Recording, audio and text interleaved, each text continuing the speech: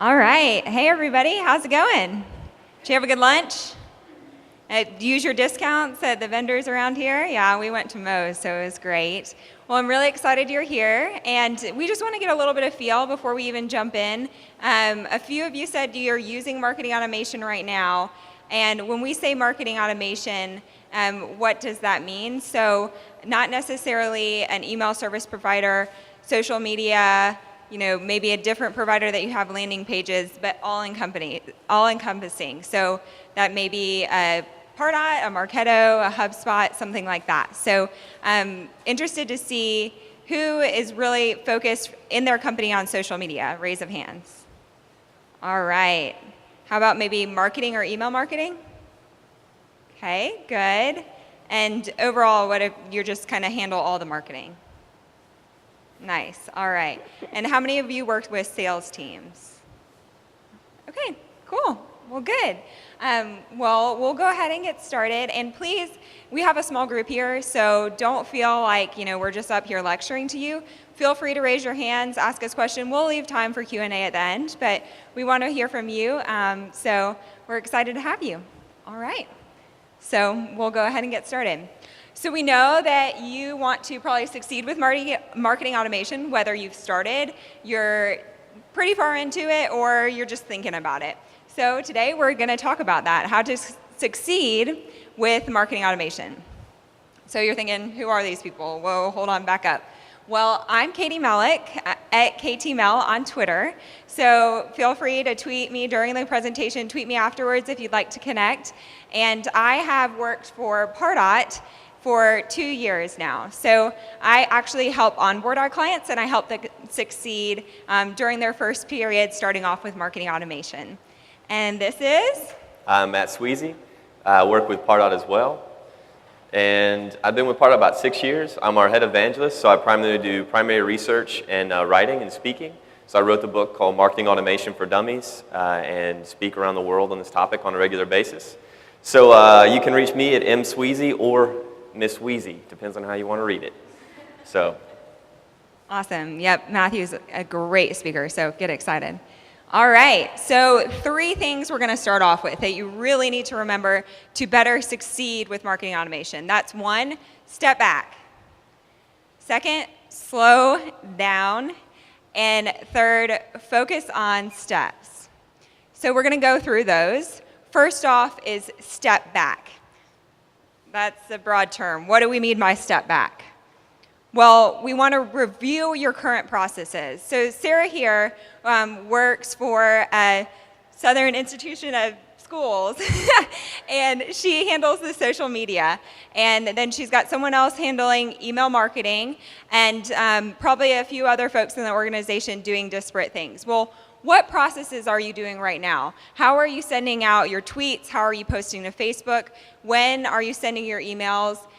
How is your sales team interacting with marketing? What does that look like? So let's get a little bit more specific. All right, so first off, we talked about the different things that everyone's using. So let's go back through this. Social media, raise your hand. Who has forms that they do any type of lead conversion? Raise your hand. You have to do some type of lead capture. Who has a CRM? Anyone needs a CRM, right? We've got to pass leads to the sales team. Who does emails? Who has a website? Right? So I just want to see how many times I can get you to raise your hands. Thanks for playing along. But anyways, the point being is a lot of these different things are built one way, and now we have to look at them in a different way. So let me walk you through this concept. All right, so go back to the beginning of the first time that you got a website, probably about 1995.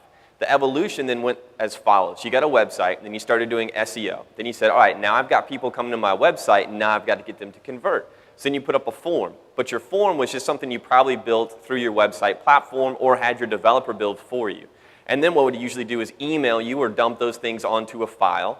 Then you would have to take that file, and then you would go put that in your email tool and email that out. And then what you would do is go back and look at that email open rate, take that and make a sub list, and then go put that inside your CRM and say, here are the people that open the email sales team, these are your hot leads. Does that sound like something you used to do back in the day, or maybe now? Right? So that's a process that you might work from. Right? Now let's imagine another process. You say, hey, we do social media. So now what you might do is you might have all your fans and friends and followers and subscribers that you have on social media. You then might put out some type of content. Who does content marketing? right? So then you might be driving them to some type of landing page. And now what you want to do is then get those people, pass them through the same funnel. But now what we've come to realize is all those people that fill out that form, they're not necessarily sales ready. If we pass those right to the sales team says, hey, marketing, those leads suck. And you say, no, you just suck as a salesperson. Right? So it's the standard battle that we both have with marketing and sales. I usually get more jokes, more laughs on that joke. But anyways, point being is if those are your processes, and you go into a marketing automation platform which has all of the capabilities to do all these different things on a single platform, such as a marketing automation platform that we're talking about would have the ability to build forms, build landing pages, do lead scoring, be able to send emails, be able to publish out social tweets. And you take all of the existing frameworks that you have and try to dump them onto the existing platform, it won't work. Because what you have to realize is this platform, a lot of the things that you do now, is such as you might set up a custom code on that landing page. So every time someone fills out that form, it adds another marker on a different column so you know where that lead source was. And then you go to build your new form and you try to do that exact same thing, you don't need to because that's already being done by something else inside of a tool natively. So what we say is whiteboard out your processes. We mean from start to finish. We mean where do you create your content? Where do you host your content? A lot of times you're going to be hosting that content in a marketing automation platform that's going to be giving you a specific URL. So now you don't need to use Bitly every time you want to upload content, make a URL, and track who engages with that piece of content. Right? So if you whiteboard out your entire process, it's going to teach you two things. One, it's going to show you all the steps you're currently going through, but more importantly, why do you do those things? Right? Why do I ask for 15 questions on a form? Usually we ask for 15 questions because of that argument we have with sales. We pass that lead over and they say, those leads suck. You need to qualify them better. And so we say, all right, we'll use the best technology we have and we'll ask more questions. Because if you answer what's your buying timeline, you're really going to tell us the truth. And I can only pass over leads that have a specific buying timeline. See where I'm going with this? Instead, what you're going to be looking for is you don't need to ask those questions. Now you're going to have different information from a marketing automation platform that can pick up things like behavioral intent, right? What was the search term that they used? Did they search for the term pricing? Did they go to my pricing page? How many pages in total? What content? Did they read my buyer's guide? And so it's all going to be connected. So if you try to take that existing process that you have, dump it in, you're really going to be making a mess of things. What you really need to do is whiteboard it all out from start to finish. Every little aspect. Why do we do the things that we do? How do we qualify a lead? What do I need to actually qualify a lead? And if you whiteboard those out, you'll figure out the whys, and you won't be replicating a lot of the bad habits that we currently have. So that's specifically what we mean when we say slow down and whiteboard it out. Oh yeah, second, define your goals. So this is another thing that we really, really stress. So we've worked with hundreds and hundreds of different clients to get them up and off the ground. So when you start getting a marketing automation platform, we'll talk about this in a second with the term shiny object syndrome, right? So everyone here is a marketer, right? So we all have ADD. It's a pretty standard fact. We're all very easily distracted by shiny objects. You want to know a very fun fact about marketers? So check this out. So ExactTarget does this survey, or does this publication called Subscriber, Fans, and Followers. Has anyone read it? All right, maybe, okay. So you should go check it out. But anyways, what they did is they did a research study, and they said, all right, marketers, when there is a new platform that comes out, what we want to know, what we wanted to find out with our research was who were the first people to adopt it? Was it marketers or was it consumers? Every time there's a new channel, the first people to adopt it are marketers, right? Why is that? Because we're always trying to go for that quick win. We're trying to go, plow that field where the soil is the richest. Where are we going to get the biggest return, the biggest bang for our buck? How can we beat everybody else to that? And a lot of times that leads us down multiple different paths at one time versus focusing on one core idea. When you start implementing a marketing automation platform, that's going to be very key that you don't get into that because these platforms have a lot of things that they can do. So we just talked about some very basic things, right? The idea of lead scoring, the idea of building forms without having to have your IT department do them, the idea of tracking what search terms an individual did and tying them to their record for better segmentation, right? You're going to get into more advanced things, such as now you can take that information and dynamically change your website for each individual at any time in the point of the buying cycle, for each individual company. You can have all these massively successful campaigns by tweaking little things and using new tools and technologies. If you walk into a platform and you see all these shiny objects, you're going to start going at them all the wrong way, and you're not going to focus on a core goal. So here's one other point we need to make. You're going to be investing money, right? Does anyone here not have a boss? All right. maybe you're your own boss or you're self-employed or you're just awesome. I don't know which of those three, but I'm hoping that you're just awesome. So anyways, so here you go. When we invest this money, we've now got to show somebody that we got a return out of our investment. We're going to have to say, hey, boss, you signed off for me to spend X thousands of dollars. Now I've got to prove to you the value that that had. Is that a standard scenario that we're all going to face? If you want to do that, your best chance at proving value is to pick a very specific short goal, what we call a quick win. What's the highest amount of value you can get out of this tool in the shortest amount of time? And that's a quick win. Stick to that goal. Now, this goal is very easy to find out. What is the reason you went to get a marketing automation platform? Figure out that question. It's usually a couple of basic things. One is visibility. I want to know exactly individuals and what they're doing. Or two, I want to make it easier for me to launch the campaigns and track the engagement of my campaigns. Or three, I want to be able to prove the value. Or four, I want to speed up the leads that I need to generate. Whatever it was, stick to that goal and make it very specific. If you want to speed up the amount of leads that you're generating, figure out exactly how to do that and stay to that goal. Don't try to work on reporting. Don't try to work on all the dynamic content. Just work on how to improve that lead stage flow. Does that make sense? So pick a goal, make sure it's the quickest way that you can show value and stick to it. So in that, when you're defining your goals and looking at what you want to drive towards, whether that be long-term or your quick wins, like Matthew said, we're going to avoid this shiny object syndrome. I have plenty of clients start off day one, I just want to send an email, I want to send a tweet out of this platform. Hold on, what's your goal in that? Because you're not going to get anywhere if you're just looking at the tools and not driving towards your goals. So with that, alignment. You need to step back and align with your team. What does that mean? Well, you need to define an owner of this platform. And this platform, like Matthew was saying, is going to draw together a lot of your different assets, such as social media, marketing, your forms with email marketing and such. So assign that owner and make sure they know the vision and your goals. Oh, sorry, back to me. All right, cool. So once you have an owner, right, it's very important that you have an owner so everyone knows where to go. Second is the rollout that you're going to go through. These things are very big tools, and they might say, hey, it's just a single term, it's a single tool, but it's going to touch every facet of your marketing organization, and it's going to touch your sales team. So you need to figure out, how do I roll this out, right? And so there's a couple of different ways to do this. Here's a good example of how we've seen things go wrong. We see a company go in, and now remember, who has a sales team in their organization? All right, so a couple of us.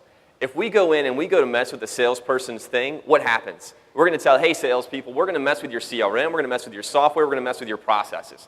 They freak out, and rightly so. That is their process, right? They have to go hit quota. They have a process in place that they follow, and you're about to mess with it. You're going to really piss them off. And what's going to happen is they're not going to buy in, and they're not going to do what you want. Hence, you're not going to be able to get the full value out of the platform that you need to get. So when you roll it out, figure out what's your rollout strategy. If your goal is to increase lead flow, that does not involve the sales team. Yes, a platform that's a marketing automation platform has the ability to pass leads over in real time. It has the ability to show the salesperson every lead that they've gotten and everything that lead has done. What web pages they looked at, what search terms they used, what content they downloaded, when was the last time they were on the website. Very creepy data. But if you start pumping all that right over to the salespeople, they're going to freak out. Right? So don't do it. Figure out what is your goal and stick to it, and then follow the rollout plan based on what your goal is. If your goal is to improve the sales cycle and increase revenue, that might mean getting buy-in. Let's go to the next one. Look at that. Getting buy-in from the sales team and from other people in the organization. Now, to get the buy-in, you have to start early, especially if you're going to be affecting the CRM, which is the salespeople's home. Right? So get them all together. Well, don't get them all together. That's a bad idea. Get your favorite ones together, the most vocal ones and maybe the managers, right? And what you need to do is sit them down and say, all right, here's what we want to do. Now, let me know what your problems are. How can I help out with those problems? Would this XYZ, giving you every lead, every detail, make it easier for you to identify who the hot leads are, helping you close more business? And they will say, yes, that's a great idea. How do we do that? Let's do that tomorrow. I'm like, great, we're going to roll out this marketing automation platform. Why don't you just say marketing automation platform? Because they will say it has nothing to do with me, because it says marketing and it's not sales. So really understand how you can help them. The next thing you're going to need to do is you're going to need to realize that during this rollout process and when you're setting up the marketing automation tool, you're going to need to get buy-in from the salespeople themselves, right? Who sends a lot of emails? You might not think about it, but sales sends a lot of emails, right? They send them from their Gmail or their Outlook accounts. And those emails are very effective at what they do. You are going to help them by automating some of those steps and sending out some of those emails automatically through things called nurturing programs. If you want sales to use those nurturing programs, such as if you pass them a lead and that lead goes cold, and they then have the ability to add that lead onto a nurturing program that you set up for them, they're only going to do that if they had buy-in to what that program is sending. That means you ask them, what are the most effective emails? What's the most effective content? What is your cadence? Cadence meaning, what is your follow-up cadence? So when I used to sell, we had a 2-2-12. I would call, leave a voicemail, wait 2 more days, go and call, no voicemail, drop an email, wait 12 days till I started the cycle again. So when we built our first nurturing emails to support the sales team, we followed that cadence exactly. We went in there and then we found out what emails they send and what they say, and then we automated those steps. We didn't just build our own and think that they would use it. We got their buy-in and they used it, and it was super successful. So make sure you know who the owner is going to be so they can coordinate all of this. Make sure you figure out what your rollout plan is going to be, how you're going to roll it out and when and to whom. And then you get buy-in from all of those departments in a very specific way. Great. And with this first step of stepping back, I actually have a story about a client that started about a month and a half ago with marketing automation. They were so excited. This client is spread pretty thin. She's traveling to trade shows all the time and hired an agency to help her with a lot of her marketing campaigns. Well, they came in and they just went wild. I'm going to create as many email templates and forms and set up everything I can, all these shiny objects. Well, in the end, they went to launch a campaign and thought, these don't connect. These aren't driving towards anything. So we backed up, stepped back, and said, okay, let's go for some quick wins and short-term goals in the fact that I know she was going to a conference in about a week. Well, it's very quick to set up a form and a landing page and have her take her laptop to the conference and actually have her prospects come up to her, so people that would potentially buy her product, and put their email in her computer. Now, making sure it's on kiosk mode so we don't cookie them and track them, but that's a whole different thing. And she's got these email addresses. So that's the first quick win we got to. Second is that she was able to take all these email addresses, be able to easily put them on a list, and follow up with her marketing through a drip program of 3 emails. Simple 3 emails, making sure that she stayed top of mind with these people that she met at the conference and following up. And therefore, she could really see where she was going with that and continue in her long-term goals of getting these people to buy her product or buy more of her product. So that was a story of, they didn't step back at first, they just went wild, but they stepped back, they reviewed, what are we driving towards? And they were able to really start succeeding with marketing automation and are still doing so. Great, just to review real quick. So make sure you review your current processes. I can't stress that enough. I wrote Marketing Automation for Dummies. There's a whole chapter in understanding your current process and why you do the things you do, right? So that is key.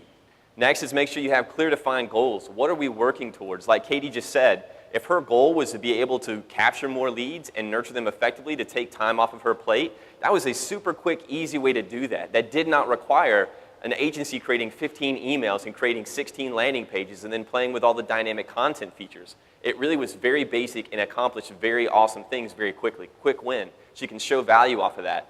And then finally, make sure your team is aligned. Make sure everyone knows what we're driving towards and then the plan to roll that out. I can't stress that one enough either. Especially if you don't need sales, don't involve them just yet. Wait until you need to touch their stuff before you need to get their buy-in. If not, you can freak them out, or they're just going to bug you until you get it, right? And then that might screw your whole roll-up plan out. So, all right. Food for thought. So second is slowing down.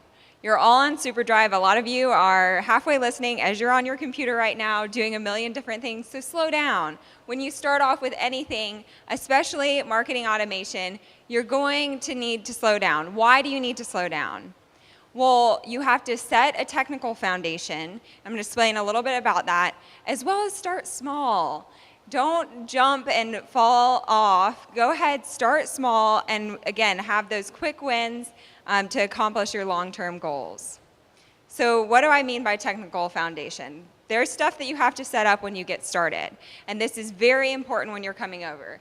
Email authentication. What does that mean? That means that you're going to be sending emails with your marketing automation platform to recipients that have inboxes. Well, those inboxes try to protect against fraud emails, so you need to make sure you authenticate your email, your marketing automation platform to send those emails on your behalf. Therefore, you're hitting the inbox before you hit the spam box. If you go too fast, you're not going to even hit their inbox and they're not going to get your message. Tracking code. This is great and really fun. When my clients place the tracking code on their website, a lot of you are probably familiar with Google Analytics. You get to see who's coming to your site. And once we actually cookie them and associate their email with their browser, we can see that Chelsea is on our website on Thursday at 1:30. So pretty neat there. Make sure you get that going or you can't track that. CNAME. What's a CNAME?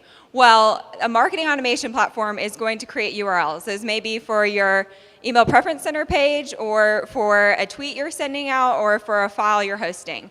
So you're going to want to make sure that's branded. It may start off as go.pardot.com. Well, Pardot wants to be the magic behind the scenes and allow you to use go.yourcompany.com. So that's important. If people hit those landing pages and they say go.pardot.com, your branding is going to be thrown off. Templates, email templates we've talked a lot about. You're probably going to want to set some of those up and have strategic content. And then education. It takes a while to learn a platform. You don't want to just jump in, just like when you started on Facebook, however many years ago. You might have just started jumping in, but as a business, you need to have a plan and get educated on what buttons to press and where to go. So use people like myself and other teams at those companies to help you out. And then testing. You probably want to test on your staff or your most engaged consumers first. Make sure that that looks good before you start sending out to a bunch of folks. Cool. Start small. A couple of these things. One is IP warming. So who's pretty in-depth at email marketing? Who uses email marketing? Let's just start there, right? Pretty much everyone. It's ubiquitous, right? So as Katie said, when you send an email, it's going off an IP address. You don't own that IP address, but what you do own is your domain name, such as my website might be matthewsweezy.com. But if I send emails through a marketing automation platform, they are the ones sending the emails. And as Katie said, fraud prevention. So now that IP address, which is not my IP address, but it says it's coming from me, you see how it's a disconnect. So that spam filter is going to say, wait, this says it's from Matthew, but it's from another IP. So we need to make sure those two connect, and that's what email authentication is. The next thing is IP warming. That IP address that you're sending from actually has a score. So this is another way that the spam filters can actually see what is spam and what is not spam. So one thing you'll need to look at is how are your emails being sent from your marketing automation platform. They all have an IP address. There's two ways. There's a pooled IP, which if you're a smaller company, will be a pooled IP. If you have a larger company or a larger sending volume, you very well may have a dedicated IP address. If you have a dedicated IP address, the way a spam filter is going to help determine if that's actually a legitimate email or not, or if it's a spam trap or if it's a spammer, is they're going to see what was the past sending history on that IP address. Did they send no emails yesterday and 5 million today? That is a key identifier of a spammed email. So what you need to do is warm up that IP address. So start your sending and grow it small up to that 5,000 a day or 5 million a day, depending on what your email volume is. That is a natural progression. SEO operates the same way. If you just post a bajillion things today, Google says that's not natural, that's not a human, that's not you. You are trying to game the system. Does that make sense? So that's going to help increase your email open rates and getting in the inbox. Second, drip nurturing. Drip nurturing is probably the sexiest thing and the number one reason why people get marketing automation. It's the concept of I can have a dynamic path that any individual can go down. So parameters are such. Joe comes to the website, looks at my pricing page, downloads the VP Buyer's Guide.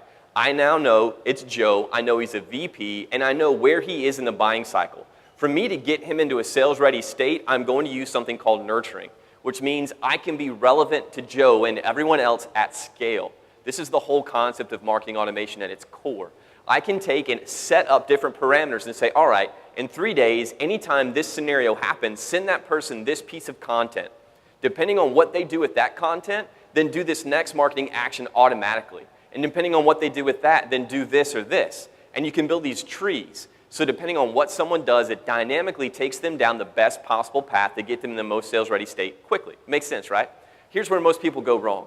They say, all right, I'm going to whiteboard out this entire nurturing campaign, and it's going to be 15 weeks long and 200 steps. And they do that before they've ever run a nurturing campaign in the first place. And so then they take 2 months to build out this giant program, this giant campaign. Where'd they go wrong? Well, the first part is they're operating in abstractions of reality. Anybody ever read a book called Future of One-to-One by Peppers and Rogers? It came out in 1993. Awesome. It's a great book, right? And so I stole that line from Don Peppers. It's called Operating in Abstractions, Not Reality. All marketers, we operate in abstractions. We need to operate in the reality of the situation. Reality is, we don't know how effective that campaign is going to be if we build out all 15 steps now. Now, let me break it down for you. A nurturing campaign has time pauses. So email 1 goes out, then there's a 6-day pause, or however many days you want. Then email 2, or whatever, action number 2, and then a third one. That's 12 days. How long does it take you to build an email template? A couple of hours, max. Maybe an hour, if that, right? So think about this instead. Build out your first couple steps of that nurturing program, and then see how effective they were. You have plenty of time before you need to build the next steps. If you build those next steps without that intelligence, you're operating in an abstraction, not the reality. You're not actually going to make the best possible outcome. You're going to design a campaign that you think is going to work, but it's not necessarily going to actually work the best. So optimize as you go. You have time to do it, and you have a tool that will allow you to do it. Does that make sense? And then finally, the same thing with this is the gradual rollout, right? You can get into lots of crazy things inside of these campaigns. There's the term the one-click website, or the no-click website. Has anyone ever heard of this term? It's essentially what happens when you have full visibility and transparency and knowledge on an individual before they touch your website, and you then have the technology to dynamically change completely that experience for that one person. So we used to use Pearls to do this. Anybody remember Pearls, personalized URLs? So I would send me a postcard, and it would say MatthewSweezy.com. I would go to MatthewSweezy.com, and that's how I know that experience was tailored to that person.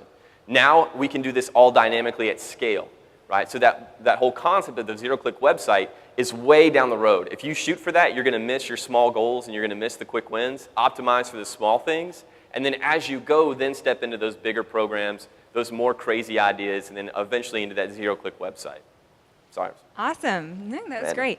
So now that we're about halfway through, a lot of you at the beginning... Oh, that is my little pony, by the way. No, that's Parney, and it was bought, and Salesforce actually sells those out of vending machines. And she travels around the world. She's in Australia right now. That's on the Beltline. But now that we're about halfway through, a couple of you raised your hands at the beginning and said you use marketing automation. How many of you would say you use marketing automation now? Okay. Great. Okay, great. Just want to make sure, I know we can go down a path and want to make sure everyone's getting value here. So please, like I said, don't just sit there. This is a small enough crowd where you can come and, raise your hand if you don't know what we're talking about and it's going over your head. Please, honestly. So with all of this and slowing down, and I know being at a digital conference, a lot of us are on hyperdrive. But if you're on hyperdrive and you're all disconnected and unfocused, you're not going anywhere. So again, slow down, whether you're starting with marketing automation or just starting in general, or you're very experienced with years and years of experience. So with this, I see a lot of clients coming in with marketing automation, and a year or so ago, I actually saw a ton get started even before they talked to me and got implemented. They started sending emails. Not a good thing. Their email deliverability was not good, and they didn't even have good content where they didn't have a call to action in their email. No one was going to click through. It wasn't providing any value. So even if it did get to the inbox, they just jumped on the bandwagon and started sending with no real goal or purpose at all, and definitely not a technical foundation and not starting small. Yeah, we can't stress enough, right? The term marketing automation, everyone's going to say that their marketing automation platform is easy to use. You'll hear that term if you start looking around. Easy to use does not mean no setup required, right? They're two very different things. So make sure you understand that and follow all the technical implementation steps to setting up a tool. And then finally, just really start small. And I can't stress, Katie said the education piece. You really have to get educated. This is a completely different way of marketing and thinking than you've ever done before because of the connectivity and how things work together. And so you really need to understand that tool that you operate in and how to operate it efficiently and effectively. Great. So third is focus on your steps.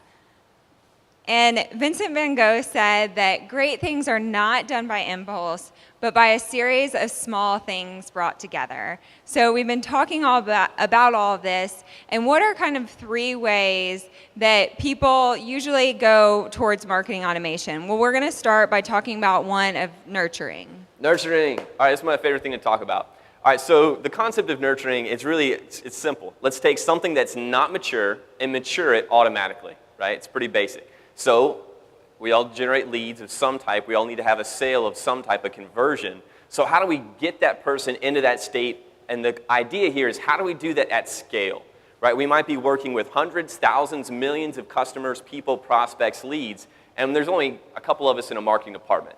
So we need to figure out how to do that at scale. Nurturing. So let's click to the next one. Right? Nurturing is very specific. Anyone that's been doing email marketing for a long time, I want you to take everything you know about email marketing and you flush it down the toilet. Because here's why I'm going to say that. It's a completely different mentality and a way of doing business. Why are you looking at nurturing in the first place? Because your email open rates are an average of 5% on a click-through rate. Right? Nurturing is a completely different type of email. The difference is one-to-many and one-to-one. Right? So the reason that most email marketing programs, this is how we usually work. Even when we do segmentation, we're still sending one email to a group of people, even though it's a very large group. Nurturing is not. Nurturing is sending one email to one person at one time. All right, let me do a quick quiz. Which emails that you send out of your company have the highest engagement rate of all time? Where do they come from? Exactly. They come from an individual, and they come from your Gmail and your Outlook. Right? If you go and look in your sent folder, those have the highest engagement of any emails your company sends. Why? It's because they're personal. Now, what's the difference? You can send them from anywhere, but the difference is when they get in front of that person, when they get to the email inbox, that person sees them in a stream of things. How does that person have the ability to pick those things out? Right? Why do those get open and others don't? It's simple. Right? The subject line, who they come from, first off. So when you're doing nurturing, make sure you have those emails come from an individual. And then the subject line, you have to write to an individual. This is a one-to-one type of marketing. If you write those subject lines like you write your mass email marketing subject lines, you're going to have the exact same engagement. Right, so let's talk about the next thing. Well, the content. So inside of that content, the second thing is a stage-based concept. Right? Let me give you a quick story. So I was at a wedding, and I was sitting there next to this girl, and we started talking, and I asked her what she does, standard question. And she goes, oh, I do email marketing. I was like, cool, I know a little bit about that. And I was like, what tool do you use? And this is Exact Target just purchased this time. She goes, I use Exact Target. I was like, cool. She goes, I don't like it. And I was like, awkward. I work for them. So how can I help out with this? And she goes, well, it doesn't do good enough segmentation. I said, all right, tell me what you mean. She goes, well, I want, when someone opts out, to automatically put them on a different list and send them different stuff. I was like, well, that's not segmentation. That's called automation. You need a marketing automation tool. No, I don't. I need segmentation. I was like, all right, you're the boss. So anyways, now she's bought a marketing automation tool. Here's the point. If I sent her an email at that stage and I said, Pardot is the best marketing automation platform, knowing she needs marketing automation, would she open that email? Exactly. It's because the content I'm sending her is not tailored to the stage that she is in. Right? You need to understand that the stage people are in and send them content to that stage. That content is your subject line and that content is the body. Right? The email templates that you use in nurturing are very different. So let's go back to those most opened emails, right? So here's another question. Have you ever written a full HTML email to a single individual in your life? Have you ever received one? So all right, so here we go. So no one in this room has ever written one or received one in a one-to-one communication. Yet, if I didn't tell you to drop all those HTML emails, we would go in and we would build full HTML templates in a one-to-one methodology. So the moment that person opens it up and they see a full HTML, we're not fooling them. Right? They know that that email was not crafted just for them. Right? This is a one-to-one nurturing experience. So email templates, use rich text, not full HTML. You will see your engagement rates go up dramatically, I promise. All right, next is strategy. Nurturing is not, I'm going to take this person from stage one and produce at the other end of this nurturing campaign a hot lead. That is where most people go wrong. Right? What you should do is understand that your goal for nurturing is to move somebody from one stage to the next. My goal should have been to take that girl from, I have no clue what marketing automation is and I need better segmentation, to the way to do better email marketing is through nurturing or some type of segmentation or automation. Then once she understands what her actual pain point is, then she will start trying to get buy-in from internally in the organization to then get the tool to help her accomplish that. Then she'll go and look at vendors. So make sure your subject lines are tailored to the stage they're in, the content is tailored, and the strategy is to move them from stage to stage, right? So think about all the different types of strategies that you actually need. So let's say you come back from a trade show, you have a cold list, right? Your goal should not be, let's take that cold list and nurture them into a sales-ready state. It should instead, the strategy should be, how do I find out what stage each of these people are in so that I can nurture that stage effectively? Does that make sense? The next thing should be, all right, well, what if I have salespeople and they have a lost deal? Well, the idea should be, how do I stay in front of that lead over the entire year until that contract comes back up? These are all the very tactical strategies of how you use nurturing, right? It's not a one-size-fits-all mentality. And finally, your audience, right? You got to make sure you talk to the audience in stage basis. I'm not a big fan of personas. I don't think anyone ever says, I'm a CFO, so I read the CFO guide.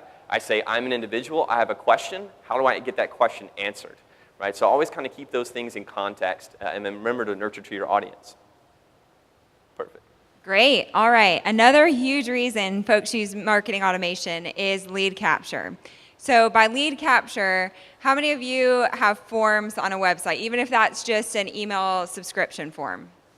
Great. All right. Well, with lead capture, that email address is very powerful because you can associate that email address to a specific person, and it's really fun when my clients get their lead capture going. They get really excited and say, oh, Chelsea just filled out our form on our website. Now we can track her and see that she's clicking on our tweets sent out by Pardot or your marketing automation platform, and so on. So what do you need for this lead capture?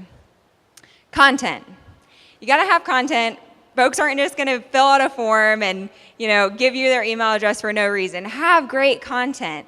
Our marketing team at Pardot, Maureen in the middle here, and Ryan and Isaac are all on Pardot's marketing team, and they create outstanding white papers and webinars and tips and tricks that get people to actually give them their email. I don't want to give you my email address unless you're going to give something to me. So you're going to capture leads if they give them content, and content relevant to them. Fields, form fields. What information do you want from them? Decide, and this is where, again, you need to align with your team. What's going to be most important? Is their first name and last name important? Sure. But is industry going to be an important field for you? Make sure that you have that. And then you can actually use a tool called progressive profiling. For each time they come back to their form, they're going to see different fields on that form. And you can get more information from them as they get more information from you. And then lastly, assignment. So these leads come in. And if you do have a sales team, which some of you may have very small companies where everything is going to get assigned to one individual, or maybe you're working for yourself and you follow up with everyone, but assignment is going to be important. Or just figuring out what to do with these folks when you do capture them. Great, Bob's come to our website and filled out a form to download our white paper, but who's going to follow up with him and what track is he going to be put on? So lead capture is a great use of marketing automation. Tracking. We talked about tracking code at the tech setup, right? So there are really kind of two different parts to tracking. First is first party. So this is your website. You can see who's coming to your website, who's filling out your forms, right? Everything's right there. You own everything. So that's going to be first party, which is very powerful. There's also a second one that I think a lot of people, including my clients, tend to forget is third party. So you can actually use marketing automation to track other websites. So you can take any URL on the internet, regardless of whether you own it or not, and actually put it in your marketing automation platform to see if your prospects are clicking on it. So for example, you may have a report that includes a Fast Company URL, and you're sending that out in a PDF. Well, before our marketing automation, you couldn't really track that, right?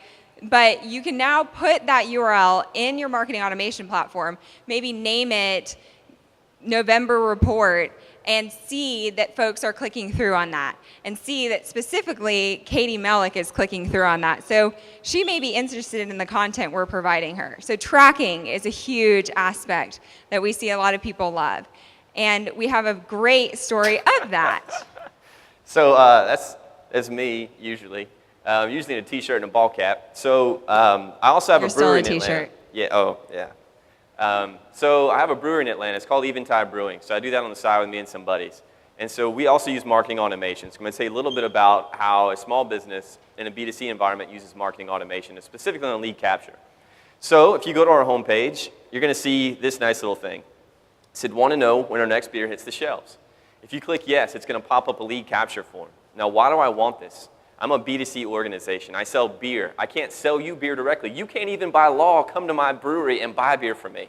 That's a whole nother riff I got. But anyways, the point being is what I want to do is I want to know each one of my fans. I put up a blog post once a week. I also do social media. I want to know who's engaging the most. That way then I can go and reach out to those people directly. If I want to go have a specific beer dinner, I'm going to go say, who are my most engaged prospects? I'm going to go email that invite to them. That helps me get that insight. Now this is first party. Now let's look at third party. So here's another idea. Who does video marketing? Anyone do video? Like use videos and content? All right. Good. You guys should get on video. It's awesome. Your iPhone, by the way, is good enough to shoot video for business. So what you need to do is, so we host all of our videos in a tool called Wistia. Wistia is a video hosting platform. You might use YouTube or you might have heard of Vimeo, these different types of platforms. Wistia allows me to do something called an email capture, or what I would call an enroll or third party. So if you guys are familiar with Twitter, what I can do is I can put a video card up on Twitter. And then I can hyper-target that. So now I can say anyone in this geo with these affinities are going to see this video. And what that allows me to do is when that video stops rolling, there's an email capture in my video. So if they want to know, and this was a promo video for a new beer I released, so if they want to know where that new beer is, they can drop their email in and it'll get a map emailed right to them. So that's how we're using third-party and first-party lead capture. Right? So don't just think about capturing leads and information on your site, but think about using it wherever you're doing your marketing in different ways to engage. And remember, anytime they fill out these forms, that connects that individual to all of their primary activity. One thing we haven't really talked too much about is how do we identify Katie Mellick as Katie Mellick? How do we know that's her looking at that web page? One of two things has to happen. Either we sent Katie an email and she clicked on a link because I know who I sent the email to, I can attribute that action, or she comes to a website and fills out a form and gives me her name.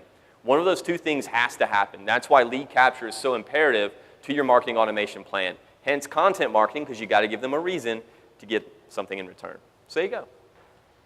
Great. So in that, we're really focusing on our steps and in the 3 ways that we may use with nurturing, lead capture, and then tracking. All right. So in review, you need to step back. I wanted to do a dance to this. I felt like they were dance moves, but I'm going to hold that back. We practiced this the other day, and I made up some really stupid stuff. I'll show you later if you're interested. But anyway, so step back. Just really get a good idea of what you want to do. Really have a very clear idea on what your processes are and how you plan on implementing those things. Slow down. Don't try to do it all at once. Remember, focus on your quick wins. Get the biggest ROI possible in the shortest amount of time so you can prove that value. And then finally, just focus on your steps. This is a tactical effort. Right? Be very tactical, be very detailed, be very diligent, and focus on those key steps, and you will be successful. If you don't do these things, you're going to have to go call a consultant, pay them a lot of money to fix everything. That's why a lot of consultants exist in marketing automation, is because people do it wrong when they start. Great. All right. So we have a couple minutes. I'd love to open it up. And James, did you want me to pass this mic? Okay. So if you just want to, okay, I'll run up to you. Oh, we've also got books, so I'll give books to people. I got 3 books, so the first 3 people that ask questions will give you a book. Awesome. Thank you. You just want a book. You mentioned the ability to track the search term or keyword somebody used on a search engine and pulling that into marketing automation, but Google is now encrypting that. I'm wondering, do you have some secret way around that I don't know about? There's no secret way around it, and so everyone's clear. If you were logged into Google, let's say that you use Gmail or anything like this, if you were logged into Google and you do a search, and you land on someone's website, Google now blocks the keywords that you use when you're logged into Google, right? So that stops me as a company from seeing exactly what keywords. Now, you still can see a mass. You can still see things of people that aren't, and you can use those as hints, but you won't get every individual. So you need to be more diligent on what you put on the page and what you're driving people to. And if you know you're driving somebody to this piece of content, and these are the keywords that are driving to that content, or that are optimized, that content's optimized for, you can kind of connect those dots, but you do make a good point. It makes it very difficult to see the exact term. And we keep an eye on that. Our team's working around, I mean, Google only give you so much information, but we update our Google connections frequently, and we are working on that right now. to get the best information for you. So I know she raised her hand and then he did next. So I know we have 3 books, but she had it just a minute ago. I had 2 questions. Anita, sorry, my name's Anita. I'm from UPS. My first question was around nurturing a cold list.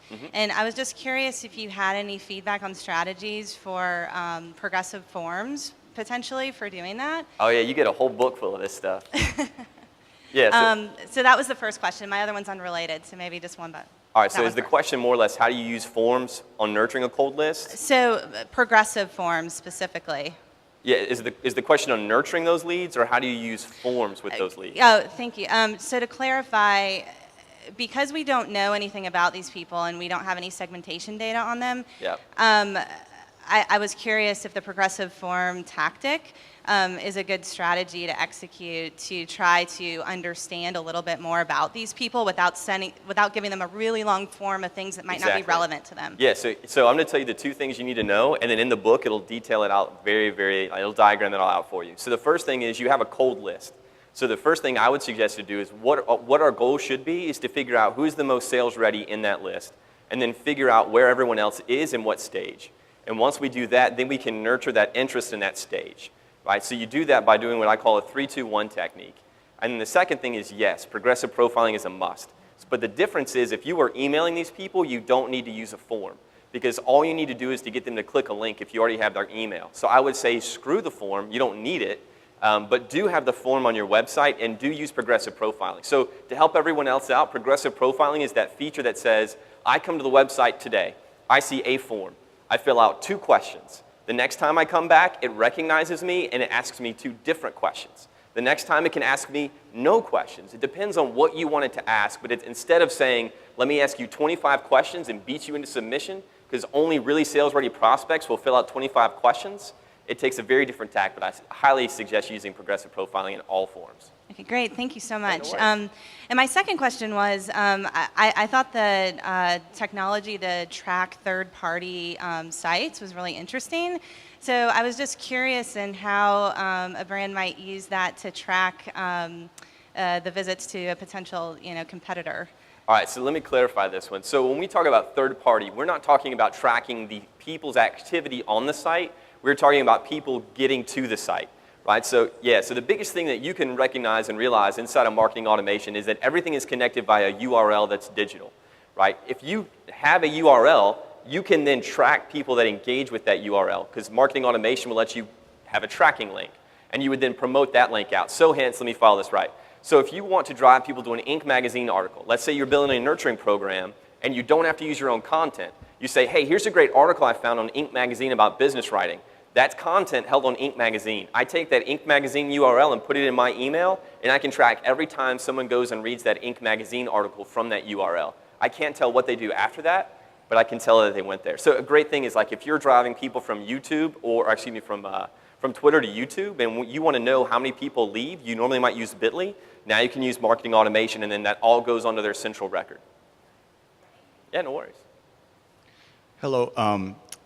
I'm just asking about the difference between email marketing for, say, retargeting and those that are, basically directories bought, through other means, either private or public email directories.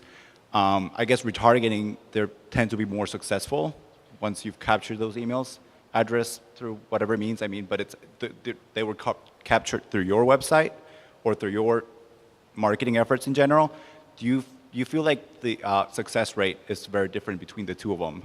And do you feel like those directories, email directories that are bought outside, are they going to fade away eventually? Or, how do you feel that? Because retargeting is it's probably more successful. Let Katie take this one, and I'll put my 2 cents in. All right, I've been getting that question a lot from clients, and actually on our first call, we go over I do not recommend buying nor renting lists. Again, there are ways to use marketing automation to attract the leads that are really going to be interested in your information and what you're saying, retargeting folks, getting them at trade shows. It doesn't have to be specifically via a form, right? There could be a couple different ways. And if you do have partnerships and you're getting them maybe from Southwired, people that came here, if they would be interested in your company, and then that is a legit way. You have to think about it and see what works, but absolutely those folks that come in and are opting into your communication are going to be much better. And buying lists, you've got to be very, very careful because a lot of those emails are not relevant. And no matter what email platform you're sending them out of, the email client is going to see that, oh, this is bouncing, and that's going to hurt your IP in the long term. So you're going to set yourself up for a long-term hurt if you try to buy those lists and just have numbers. It doesn't work. Yeah, I'll give you some more detailed data on that. So I just got done doing a research project with LinkedIn. So we looked at 7 million people in LinkedIn over 4 years. And we wanted to figure out what was the average churn of a B2B. And this is, no one's ever heard this data before because I'm giving this speech next week in San Francisco.